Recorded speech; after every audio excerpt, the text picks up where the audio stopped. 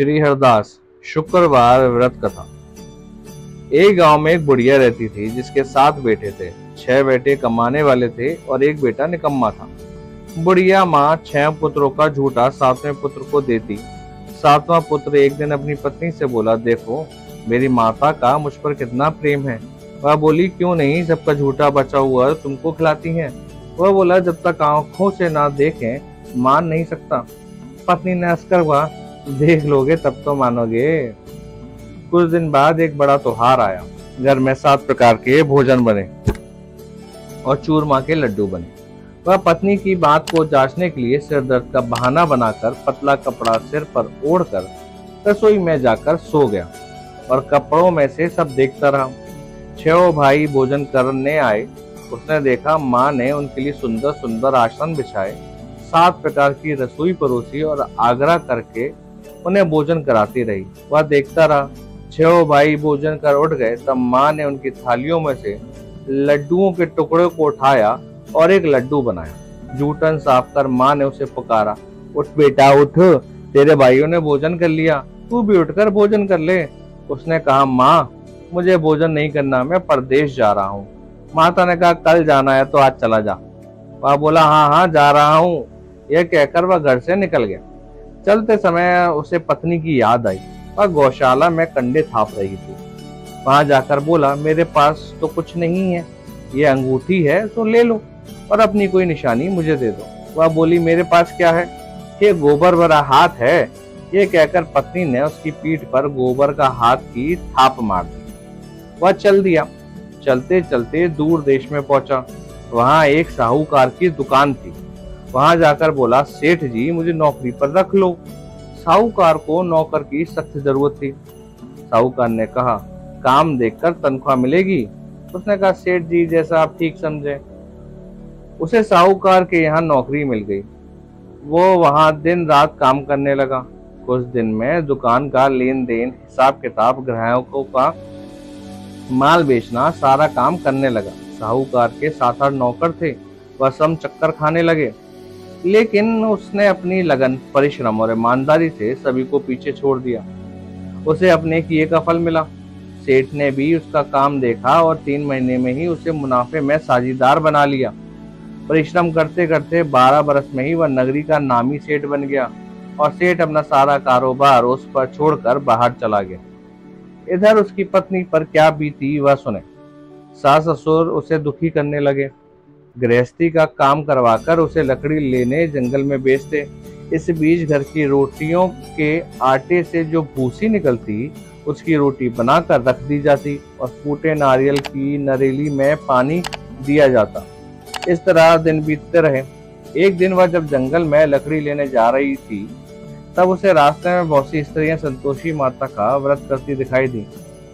वो वहां खड़ी होकर पूछने लगी, बहनों ये तुम किस देवता का व्रत करती हो और इसके करने से क्या फल मिलता है? इस व्रत के करने की क्या विधि है? यदि तुम अपना इस व्रत का विधान मुझे समझाकर कहोगी तो मैं तुम्हारा बड़ा एहसान मानूंगी। उनमें से एक स्त्री बोली, सुनो ये संतोषी माता का व्रत है। इसके करने से निर्धनता, दरिद्रता का नाश होता है, लक्ष्मी आती है, मन की चिंताएं दूर होती हैं, मन को प्रसन्नता और शांति मिलती है, निपुति को पुत्र मिलता है, प्रीतम भार गया हो तो वह शीघ्र लौट आता है, कुंवारी कन्या को मनपसंद वर मिलता है, चलता मुकदमा खत्म हो जाता है, कलह कलेश की निवृत्ति हो, सुख शांति होती है, घर में धन जमा हो, धन जायदाद का लाभ होता है, तथा और भी मन में कुछ कामना हो सब संतोषी माता की कृपा से पूरी हो जाती हैं। इसमें संदेह नहीं है। वह पूछने लगी, ये व्रत कैसे किया जाता है, यह भी बताओ तो बड़ी कृपा होगी। वह स्त्री कहने लगी, बिना परेशानी, श्रद्धा और प्रेम से जितना भी बन सके प्रसाद लेना, 5.25 पैसे से 5.25 आने तक, तथा इससे भी ज्यादा शक्ति और भक्ति के अनुसार गुड़ और चना लें।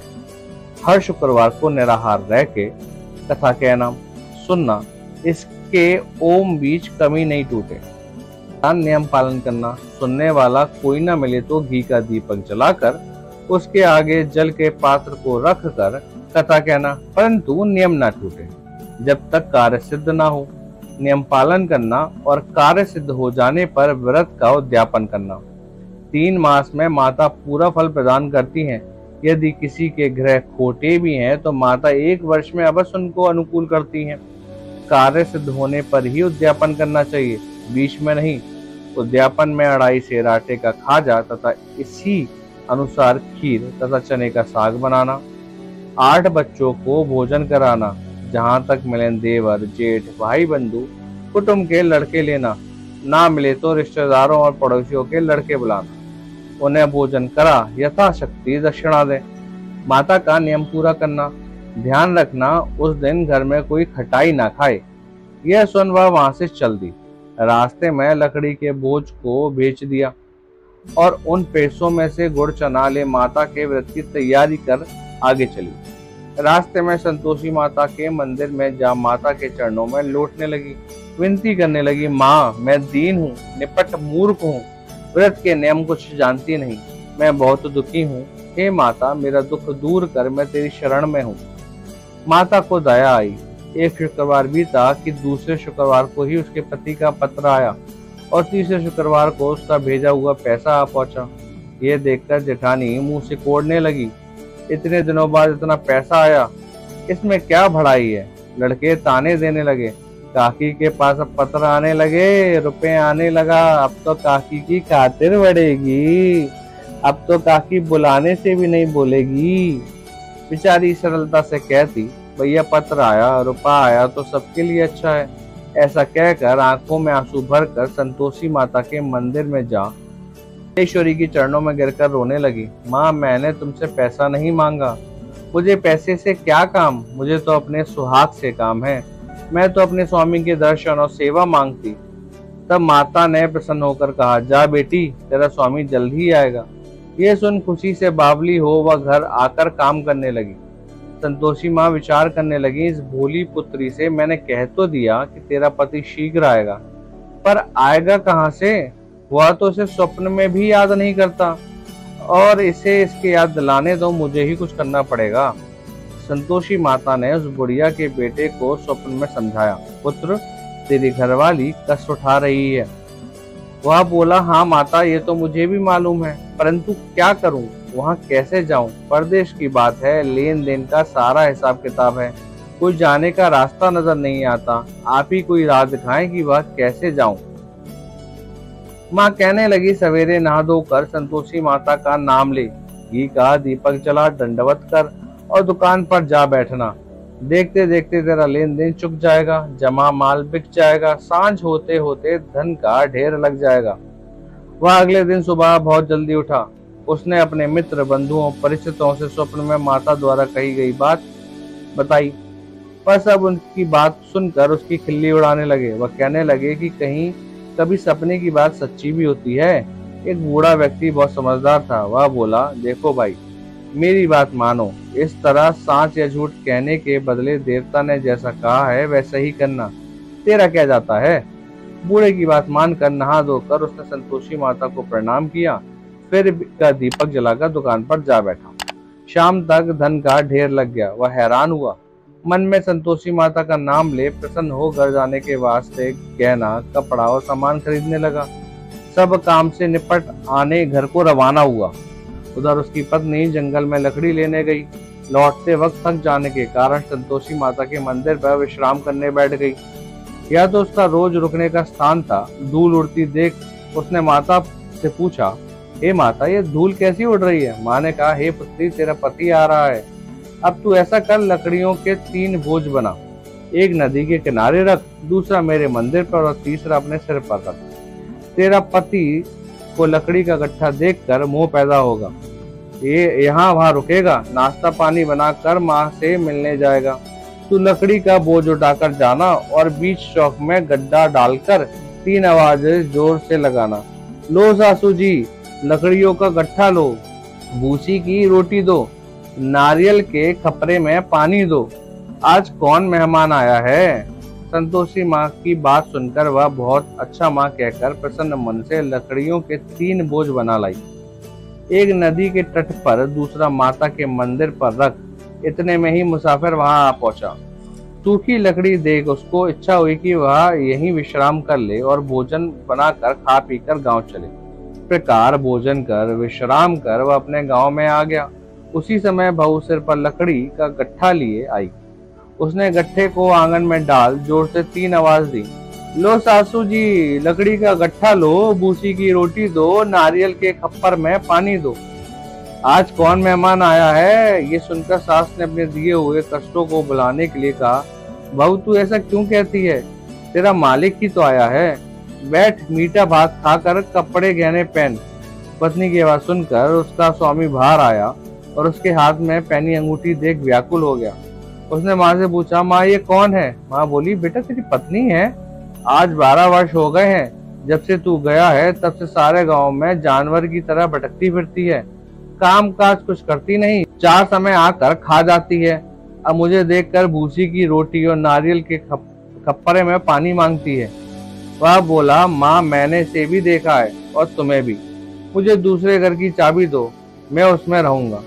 ठीक है बेटा, जैसी तेरी मर्जी, कहकर माँ ने चाबी का गुच्छा बेटे के सामने रख दिया। उसने दूसरे घर को खोलकर सारा सामान जमाया। एक ही दिन में वह राजा के महल जैसा ठाट पाट बन गया। अब क्या था, वह सुख भोगने लगी। अगला शुक्रवार उसने पति से कहा, मुझे संतोषी माता का उद्यापन करना है। पति बोला, बहुत अच्छा, खुशी से कर लो। वह उद्यापन की तैयारी करने लगा। जेठ के लड़कों को भोजन करने के लिए कहने गई। उन्होंने मंजूर किया, परंतु पीछे से जेठानी ने अपने बच्चों को सिखलाया, देखो रे, भोजन के समय सब लोग खटाई मांगना, जिससे उसका उद्यापन पूरा ना हो। लड़के भोजन करने गए, खीर पेट भरकर खाई, परंतु बात ये आते ही कहने लगे, हमें कुछ खटाई खाने को दो, खीर खाना हमें भाता नहीं, देखकर अरुचि होती है। लड़के उठ खड़े हुए, बोले पैसे लाओ। बोली कुछ जानती ना थी, उसने उन्हें पैसे दे दिए। लड़कों ने बाजार जाकर उन्हें पैसों से इमली खरीदी और खाई। ये देखकर बहू पर माताजी ने कोप किया। राजा के दूत उसके पति को पकड़ ले गए। अब सब मालूम हो जाएगा जब जेल की रोटी खाएगा। बहू से यह वचन सहन नहीं हुए। वह संतोषी माता के मंदिर में गई और कहने लगी, माता तुमने ये क्या किया? हंसकर क्यों रुलाने लगी? माता बोली, पुत्री तूने मेरा व्रत भंग किया है, इतनी जल्दी से बातें भुला दी। वह बोली, माता भूली तो नहीं हूँ, ना कुछ अपराध किया है, मुझे तो लड़कों ने भूल डाल दिया, मुझे क्षमा करो माँ। माँ बोली, ऐसी भूल भी कहीं होती है? यह बोली, कोई भूल नहीं होगी। अब बताओ मेरे पति कैसे आएंगे? माँ बोली, पुत्री जब तेरा पति तुझे रास्ते में ही आता मिलेगा। वह मंदिर से निकलकर बाहर आई तो रास्ते में उसका अपना पति आता हुआ मिला। उसने पूछा, कहाँ गए थे? वह बोला, इतना धन जो कमाया है उसका कर राजा ने मांगा था, वह भरने गया था। वह प्रसन्न होकर बोली, भला हुआ, अब घर चलो। फिर अगला शुक्रवार आया। वह बोली, मुझे माता का उद्यापन करना है। पति ने कहा, ठीक है कर लो। फिर जेठ के लड़कों से भोजन को कहने गई। जेठानी ने लड़कों को सिखा दिया कि तुम पहले ही खटाई मांगना। लड़के भोजन करने बैठे, लेकिन भोजन करने से पहले ही कहने लगे, हमें खीर पूरी नहीं बाती, जी बिगड़ता है, कुछ खटाई खाने को दो। वह बोली, खटाई खाने को नहीं मिलेगी, खाना हो तो खाओ। उन्होंने उठकर चल दिए। जाने पर उसे ब्राह्मणों के लड़के बुलाकर भोजन करवाया। दक्षिणा की जगह उन्हें एक एक फल दिया। इससे संतोषी माता प्रसन्न हो गई। माता की कृपा से 9 माह बाद उसको चंद्रमा के समान एक सुंदर पुत्र प्राप्त हुआ। पुत्र को लेकर वह प्रतिदिन संतोषी माता के मंदिर में जाने लगी। माँ ने सोचा कि ये रोज आती है, आज क्यों ना मैं इसके घर चलूं, इसका आसरा देखूं तो सही। यह विचार कर माता ने भयानक रूप बनाया। गुड़ और चने से सना मुख, ऊपर से मुंड के सामने होठ, उस पर मक्खियां भिनभिना रही थी। दहलीज पर पैर रखते ही उसकी सास चिल्लाई, देखो रे, कोई चुड़ैल डांकनी चली आ रही है, लड़कों इसे भगाओ, नहीं तो सबको खा जाएगी। बहू रोशनदान से देख रही थी। वह प्रसन्न हो उठी, आज मेरी माता मेरे घर आई है। यह कहकर दूध पीते बच्चों को गोद से उतार दिया। इस पर उसको सास क्रोध में भरकर बोली, अरे इसे देखकर कैसी उतावली हुई है जो बच्चों को पटक दिया। इतने में माँ के प्रताप से जहाँ देखो वहाँ लड़के ही लड़के नजर आने लगे। वह बोली, माँ जी मैं इनका व्रत करती हूँ, ये संतोषी माता है। इतना कह उसने झट से घर के सारे किवाड़ खोल दिए।